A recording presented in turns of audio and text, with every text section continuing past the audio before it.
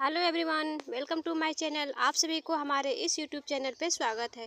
तो फ्रेंड्स, आज हम पढ़ेंगे खाद्य पदार्थ से संबंधित प्रश्न को। आज हमने खाद्य पदार्थ से संबंधित कुछ प्रश्न लिए हैं, तो आज हम इसी को पढ़ेंगे। ठीक है, तो चलिए स्टार्ट करते हैं। प्रश्न क्या है? प्रश्न दिया है कि PFA का विस्तृत रूप है। PFA का विस्तृत रूप है। ऑप्शन दिया है। ऑप्शन ए दिया है prevention of fortified adulteration. Option B दिया है कि प्यूरिफाइड। ऑप्शन सी दिया है prevention of food adulteration. Option D दिया है प्यूरिफायर फैटी एसिड्स। तो इसका जो सही आंसर हो जाएगा ऑप्शन नंबर सी, यानी कि प्रिवेंशन ऑफ फूड अडल्ट्रेशन। ठीक है, चलते हैं अगले प्रश्न की तरफ। अगला प्रश्न दिया है कि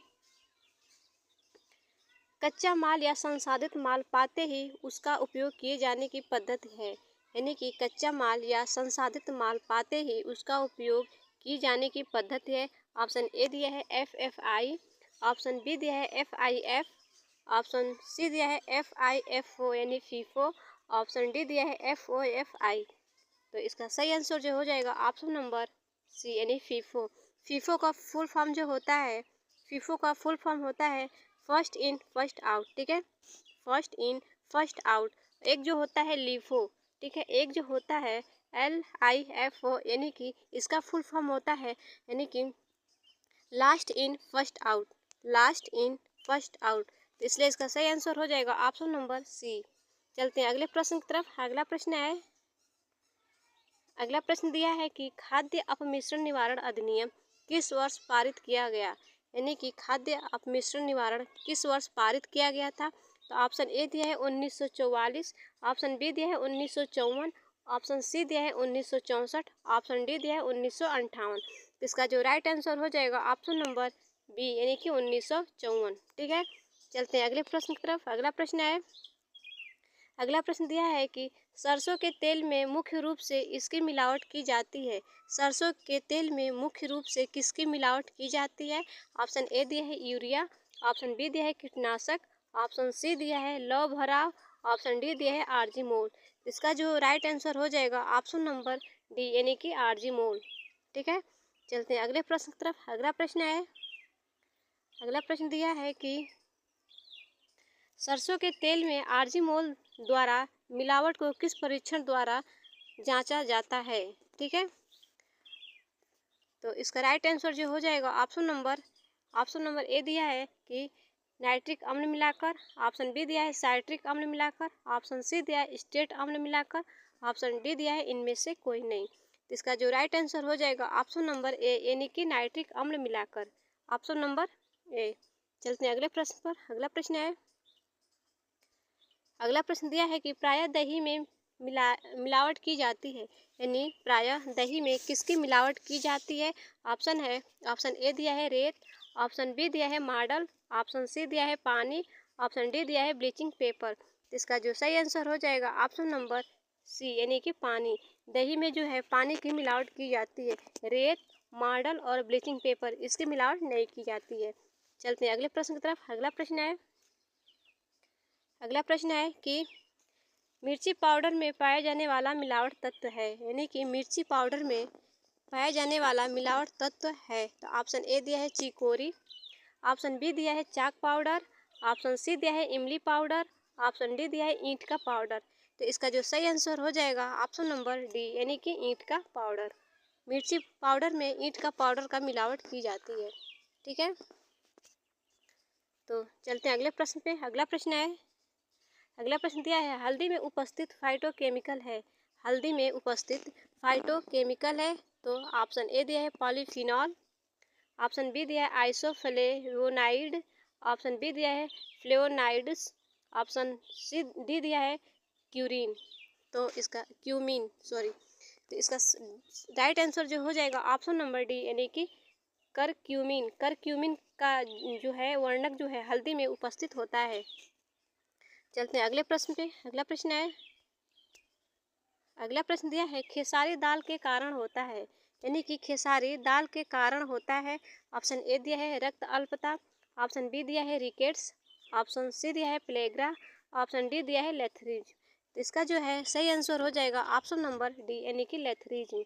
ठीक है, खेसारी दाल जो है अरहर के दाल में मिलावट की जाती है, जिसका अधिक सेवन करने से लेथरिज नामक बीमारी होती है। और लेथरिज नामक बीमारी क्या होती है कि ये पैरों का लकवा होता है। ठीक है, रक्त अल्पता ये आयरन की कमी से होती है और विटामिन डी की कमी से रिकेट्स नामक रोग होता है। बी और विटामिन B3 के कमी से नियासिन यानी कि प्लेग्रा नामक बीमारी होती है। ठीक है, तो इसका राइट आंसर जो हो जाएगा ऑप्शन नंबर डी यानी कि लेथरिज्म। ठीक है, चलते हैं अगले प्रश्न पे। अगला प्रश्न दिया है कि अंडा तथा दूध सुरक्षित रहते हैं। अंडा तथा दूध सुरक्षित रहते हैं। ऑप्शन ए दिया है 0 से 40 फ़ारेनहाइट पे। ऑप्शन बी दिया है रुक जाता है। ऑप्शन सी दिया है 35 से 40 फ़ारेनहाइट। ऑप्शन डी दिया है 0 से 95 फ़ारेनहाइट। तो इसका जो राइट आंसर हो जाएगा ऑप्शन नंबर सी यानी कि 25 से 40 फ़ारेनहाइट पे दूध तथा अंडा सुरक्षित रहते हैं। चलते हैं अगले प्रश्न पे। अगला प्रश्न दिया है कि सिरका किसका जलीय विलयन है। सिरका किसका जलीय विलयन है। ऑप्शन ए दिया है ऑक्सीजन अम्ल का। ऑप्शन बी दिया है नींबू का रस। ऑप्शन सी दिया है एसिटिक अम्ल। ऑप्शन डी दिया है हाइड्रोक्लोरिक अम्ल। इसका जो सही आंसर हो जाएगा ऑप्शन नंबर सी यानी कि एसिटिक अम्ल का। ठीक है, इसका राइट आंसर हो जाएगा एसिटिक अम्ल का। चलते हैं अगले प्रश्न पे। अगला प्रश्न है स्ट्रॉबेरी या चेरी जैम को जमाने के लिए उसमें मिलाया जाता है। स्ट्रॉबेरी या चेरी जैम को जमाने के लिए उसमें मिलाया जाता है। ऑप्शन ए दिया है नमक। ऑप्शन बी दिया है नींबू का रस। ऑप्शन सी दिया है गंधक अम्ल। ऑप्शन डी दिया है आलू। इसका जो राइट आंसर हो जाएगा ऑप्शन नंबर बी। ठीक है, सॉरी, ऑप्शन नंबर बी। चलते हैं अगले प्रश्न की तरफ। अगला प्रश्न दिया है कि भंडार गृह में नमी होने पर डिब्बों को रखने से पूर्व क्या करना चाहिए। तो ऑप्शन ए दिया है डिब्बों को तेल में डुबोकर उसे फिर योग ही रखना चाहिए। फ्रेंड्स, यहाँ पे कुछ टाइप एरर है। ठीक है, इसको रहने देते हैं। ऑप्शन बी देख लेते हैं, डिब्बे को पानी में रखना चाहिए। ऑप्शन सी दिया है डिब्बे को गर्म जल में रखना चाहिए। ऑप्शन सी डी दिया है तेल युक्त वस्त्र उसके चारों तरफ रगड़ देना चाहिए। तो इसका जो राइट आंसर हो जाएगा ऑप्शन नंबर डी यानी तेल युक्त वस्त्र उसके चारों तरफ रगड़ देनी चाहिए। चलते हैं अगले प्रश्न की तरफ। अगला प्रश्न दिया है खाद्य पदार्थ के संरक्षण के लिए कौन सी विधि अधिक वैज्ञानिक है। यानी कि खाद्य पदार्थ के संरक्षण के लिए कौन सी विधि अधिक वैज्ञानिक है। तो ऑप्शन ए दिया है रासायनिक विधि। ऑप्शन बी दिया है भौतिक विधि। ऑप्शन सी दिया है विकिरण विधि। ऑप्शन डी दिया है इनमें से कोई नहीं। इसका जो राइट आंसर हो जाएगा ऑप्शन नंबर सी यानी विकिरण विधि। यानी विकिरण विधि क्या होती है, अधिक वैज्ञानिक मानी जाती है खाद्य पदार्थ के संरक्षण के लिए। चलते हैं अगले प्रश्न पे। अगला प्रश्न है कि निम्न में से किस भोज्य पदार्थ में लाइकोपीन पाया जाता है। यानी कि लाइकोपीन किस भोज्य पदार्थ में पाया जाता है। ऑप्शन ए दिया है स्ट्रॉबेरी। ऑप्शन बी दिया है चुकंदर। ऑप्शन सी दिया है चेरी। ऑप्शन डी दिया है टमाटर। इसका जो राइट आंसर हो जाएगा ऑप्शन नंबर डी यानी कि टमाटर। चलते हैं अगले प्रश्न पे। अगला प्रश्न दिया है जैम बनाया जाता है। यानी कि जैम किससे बनाया जाता है। ऑप्शन ए दिया है फलों के गूदों से। ऑप्शन बी दिया है फल के रस से। ऑप्शन सी दिया है फल के छिलके से। ऑप्शन डी दिया है इनमें से कोई नहीं। इसका जो राइट आंसर हो जाएगा ऑप्शन नंबर ए यानी कि फल के गूदों से। ठीक है, चलते हैं अगले प्रश्न की तरफ। अगला प्रश्न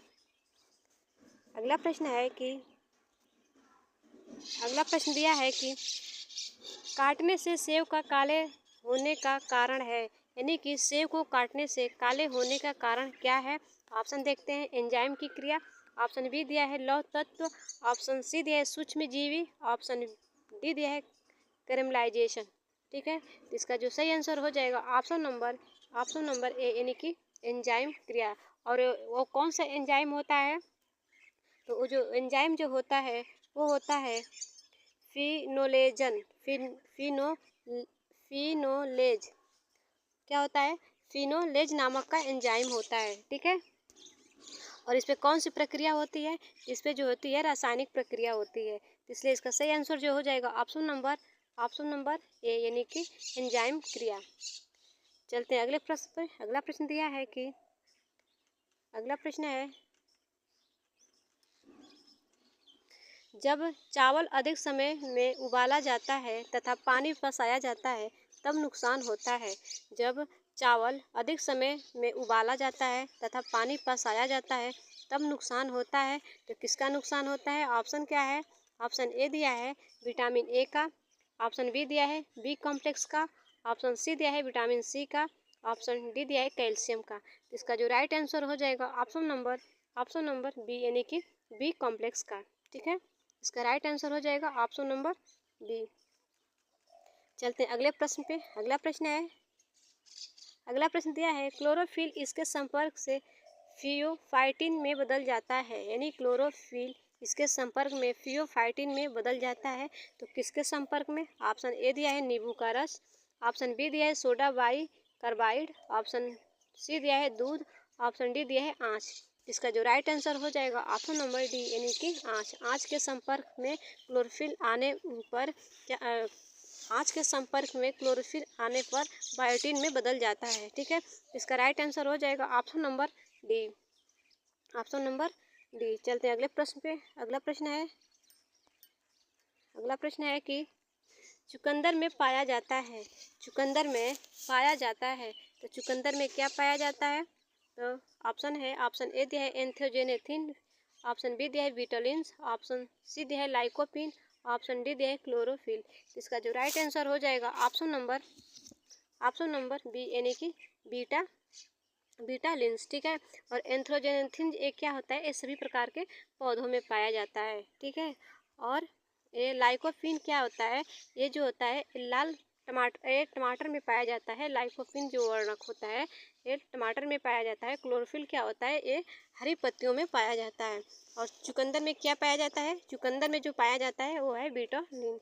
इसका राइट आंसर हो जाएगा ऑप्शन नंबर बी। ठीक है, तो फ्रेंड्स आज के लिए बस इतना ही। मिलते हैं अगले वीडियो में अगले टॉपिक के साथ। धन्यवाद।